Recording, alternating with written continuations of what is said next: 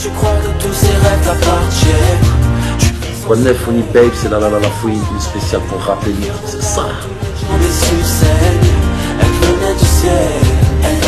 Bah, j'ai intitulé mon album La Fouine Vs Laouni parce que depuis le début de ma carrière, il y a deux facettes un peu de ma personnalité musicale.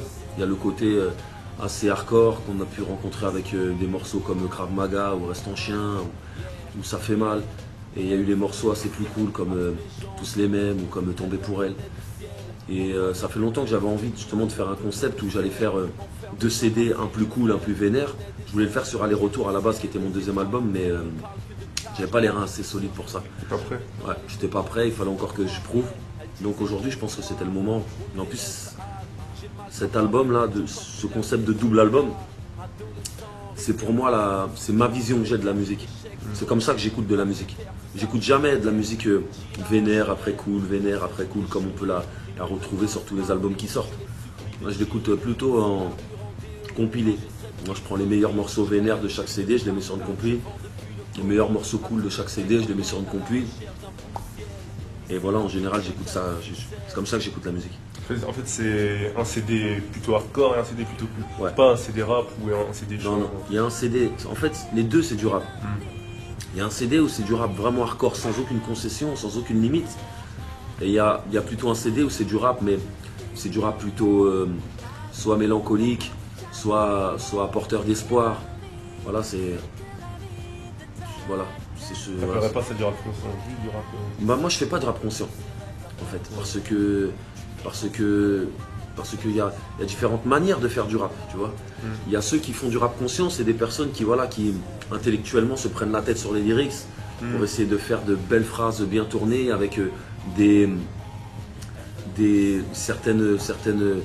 certains engagements politiques où il y a vraiment il y a du fond.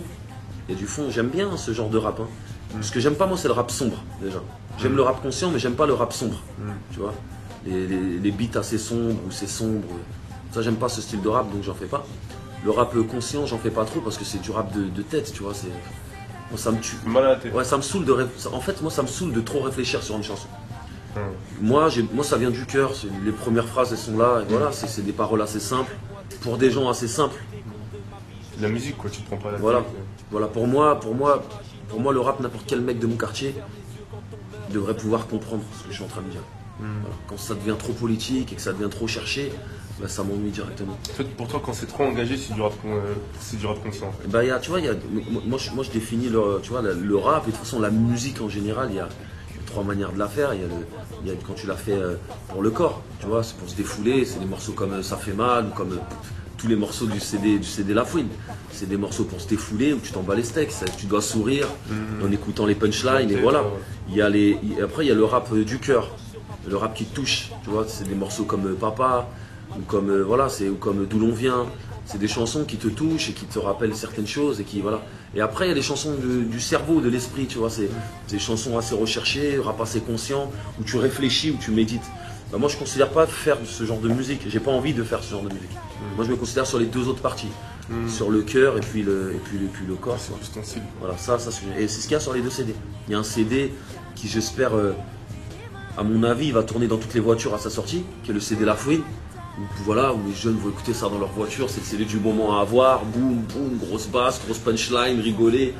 Et il y a le CD qui j'espère va rester dans le cœur des gens, tu vois, le CD qui va toucher un peu les gens et qui va leur...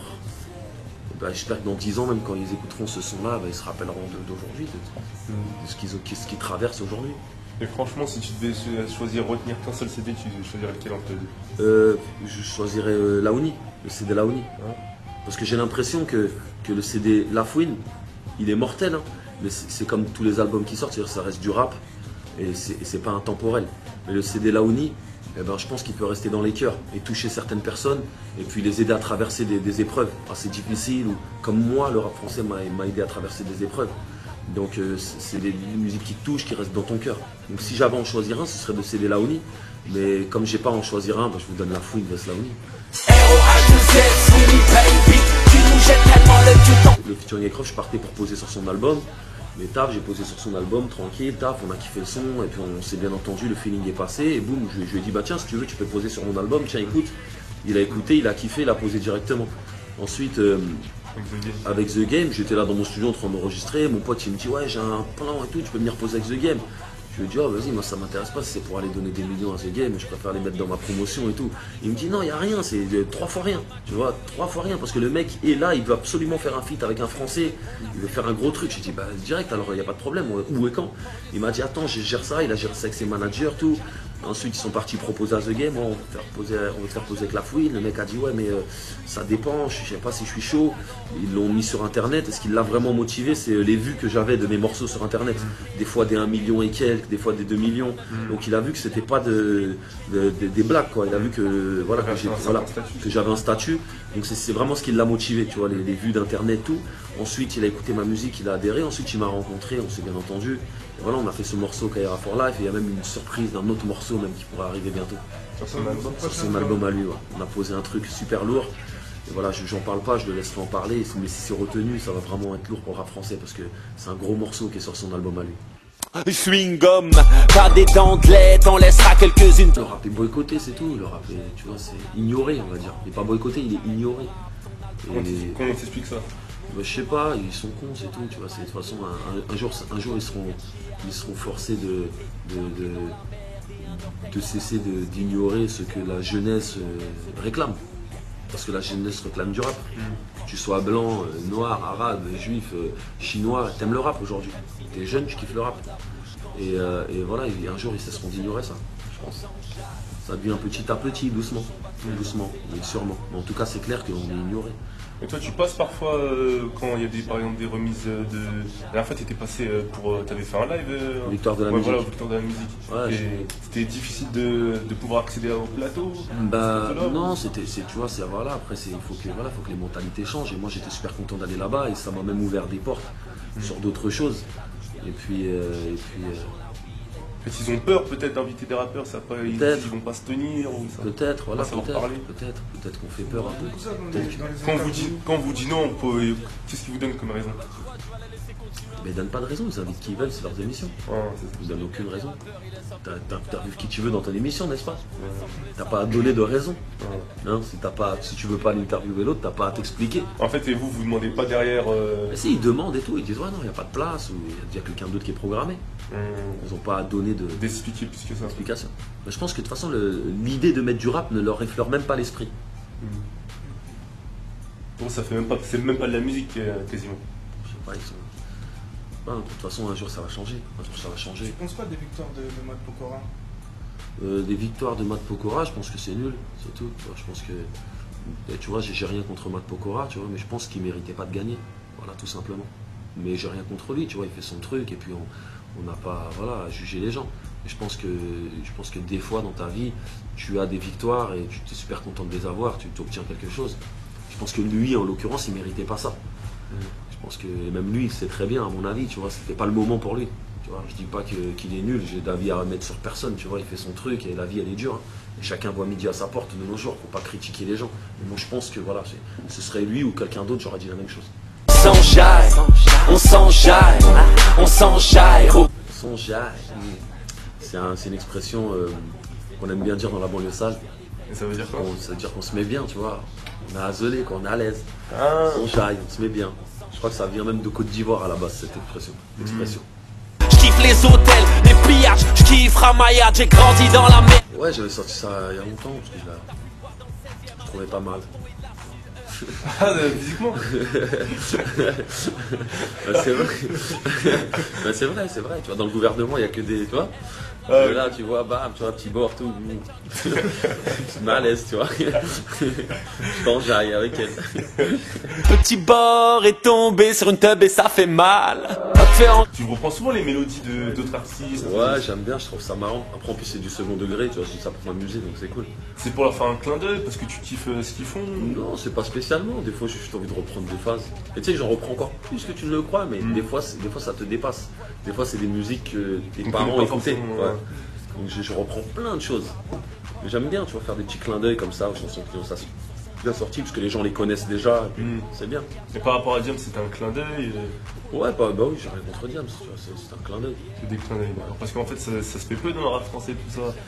Ouais, c'est vrai qu'il y a Même pas de trop choses. parler des autres rappeurs ou des autres artistes, ou même quand tu dédicaces Mysterio, entre guillemets, dans Benny Vidi, il me semble. Ouais, mais je pense que voilà, il faut évoluer ça. Le rap, c'est une notion de partage, de toute façon, on va rester tous ensemble, on s'en bat les couilles. Tu vois. De toute façon, ils sont tous contre nous. Alors si nous-mêmes aussi, on est contre nous, on est personne. Si on est nous contre eux, c'est déjà mieux. Parce que je fais pas du rap français, je fais du rap en français. Absolument pas, c'est une idée fausse. Ceux qui ont ramené le rap en France, même à l'ancienne et tout, quand tu voyais les DJ Dynasty, quand tu voyais les NTM à l'ancienne, MC Solar, IAM, tout ça, Timidé sans complexe, Assassin, là, tout cela étaient des kiffeurs de rap américains, et des kiffeurs de rap quinri, et puis voilà, ils ramenaient le truc, et ils rappaient tout simplement, tu vois.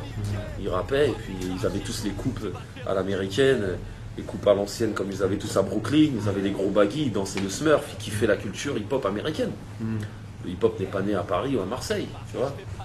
Et donc, il kiffait ça, et nous aussi on kiffe ça. Et après, bon, maintenant, il y a certains pseudo-puristes qui s'accaparent un truc et qui disent totalement n'importe quoi sur les sites internet, et il faut les laisser, ils sont tristes et malheureux. Ils vont mourir comme ça, Inch'Allah. Il critique Fouini Baby, mais il m'écoute 12 mois par an. Yeah, j'ai fait ma... Je pense que les rappeurs les plus aimés sur internet sont ceux qui vendent le moins de disques. Parce qu'ils se disent que si t'es signé en maison de disque, en fait, ton discours il est pas forcément vrai. Non, moi je kiffe être signé en maison de disque. Franchement, déjà ma maison de disque m'a super aidé durant toute ma carrière. Et je kiffe passer sur Skyrock. Je kiffe aller sur Planète Rap, discuter avec Fred de mon album, que mes sons sont en playlist sur Skyrock et sur toute autre radio. Et je me sens privilégié, tu vois, je me sens chanceux parce qu'à la base, déjà, tous les rappeurs aimeraient être passés sur Skyrock, tu vois. Tous les rappeurs français. Donc c'est une chance pour moi et je le revendique. Et déjà, je sors d'un concours qui s'appelle Max 209, qui était sur Skyrock. Donc je revendique tout ça. Et je suis super content. Et voilà, j'ai plein de gens qui m'apprécient sur Internet. J'ai plein de gens qui me détestent sur Internet. Mais un seul moment passé sur scène, tu vois ce que je veux dire, que ce soit à l'Olympia ou en tournée dans toute la France, un seul moment magique passé sur scène, avec les gens qui me kiffent et mes supporters, et mes fans sur scène, et ben ce moment-là vaut mieux que tous les mauvais mots, tous les mauvais messages des haineux, tu vois. Bon, donc, ça fait partie du truc, quoi. Ouais, mais le truc c'est que je vis tellement de belles choses et puis je suis tellement content dans ma vie. J'ai tellement de belles choses qui me sont arrivées, alhamdoulilah, et puis je viens tellement de loin. Je te jure, tu sais, j'ai tellement galéré que ce serait pour moi honteux de me plaindre pour 2-3 mauvais messages, tu vois. On rappait n'importe comment, tu vois, moi j'allais au resto du cœur avec ma mère, on mangeait des pierres, ma gueule, dans le quartier. On n'était rien, on n'était personne. Tu vois, je galérais toute la journée devant le hall, on vendait du bédo, on tombait, on sortait, on était recherchés, on galérait, notre vie elle était merdique, on n'avait même pas un franc pour monter sur Paris. Le métro, je l'ai pris 10 fois dans ma vie, on était à Trappes 7 jours sur 7, j'ai jamais été en vacances de ma vie, je suis toujours resté dans le quartier, j'ai jamais été aux vacances au bled avec ma famille et tout, ça n'existait pas, on n'avait pas les moyens, on était au square, la mer on la voyait pas, c'était le square toute la journée. Alors aujourd'hui, alhamdoulilah, que je fais le tour du monde et que je vends des disques, je vais aller me plaindre parce que 2-3 petits bouffons sur internet laissent un message. C'est l'hôpital qui se fout de la charité. Je continue, c'est pas grave. Tant qu'il y a des personnes qui me supportent et qui m'aiment bien et qui achètent mes disques, sinon on ne serait pas disque de platine, c'est que ma musique est bonne, tu vois. Juste avant l'enfer, y'a Pattaya, on sort de chez Gucci. Quand j'entends ça, ben je dis une punchline dans mon album sur le dernier morceau du CD Cool. Qui s'appelle La Lumière. Je dis, et ceux qui me jugent pour une insulte sur un refrain en connaissent autant sur Dieu que les journalistes de TF. Voilà ce que je dis. Donneur de leçons, quoi. De Teco, lève le poing en l'air, lève le poing en l'air. J'ai sorti mon premier album, j'en avais vendu pas beaucoup, genre 20 ou 30 000. J'ai sorti mon deuxième album, j'en ai vendu un peu plus, genre 40 000, 50 000. Après mon troisième album, je l'ai sorti, je crois on est là presque 160 000, presque 200 000 avec disque de platine. Et puis voilà, aujourd'hui j'aimerais déjà, la première semaine du dernier, j'en avais vendu 15 000. J'aimerais en vendre plus, ça montrerait déjà une évolution. Une évolution, ce serait cool. Ce serait cool, j'espère. De toute façon, rien n'est jamais acquis, rien n'est jamais acquis, je touche du bois et puis je dis Inch'Allah que ça se passe bien. Et puis de toute façon, voilà, de toute façon, il n'y a pas de raison, j'ai donné tout mon cœur dessus. Et tu vois, j'ai vraiment l'impression d'avoir un vrai album. Un vrai putain d'album à défendre. Le meilleur de tes albums, de tous tes albums que tu as réalisés? J'ai l'impression que c'est celui-là. Il faut un peu de temps pour en être sûr, mais j'ai l'impression que c'est celui-là. Je pense que là, tu arrives à la maturité. Ouais, je pense que je suis à maturité depuis mes repères.